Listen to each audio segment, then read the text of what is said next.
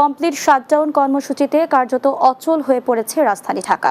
সকাল থেকে metro rail ছাড়া রাস্তায় তেমন দেখা মেলেনি গণপরিবহনের। এই অবস্থায় দুর্ভোগে পড়েন বিভিন্ন শ্রেণী পেশার মানুষ। নগরীর শাহবাগ, ঢাকা বিশ্ববিদ্যালয়, সায়েন্স ল্যাব, মোহাম্মদপুর ও ধানমন্ডি এলাকার বিভিন্ন সড়ক ঘুরে দেখা যায় শুনশান নীরবতা। রিকশা, মোটরসাইকেল আর সিএনজি হয়ে উঠেছে রাজধানীর কর্মজীবী মানুষের যাতায়াতের প্রধান ভরসা।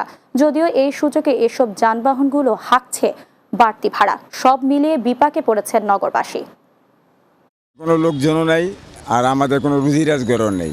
মজন জমার টাকা তোলা খুব কষ্ট, নিজে খাবো কিভাবে এটাও চলে পারতেছি না। আমরা তো সাধারণ মানুষ, তা আমরা এই যে গাড়ি পাচ্ছি না, তাহলে আমাদের ডাবল ভাড়া লাগতেছে। সাধারণ মানুষেরও দুর্ভোগ হচ্ছে, যারা রুগী তাদেরও অনেক কষ্ট হচ্ছে। সমস্যাটা হচ্ছে এটার একটা মূলত একটা সবাই একসাথে বসে এটা সমাধানের দরকার। আতঙ্ক মানে ওটা ভয় লাগে গাড়ি চালাইতে। এখন যে আমি গাড়ি বন্ধ করে দেব, ভয়ের আসতে মন চায় না।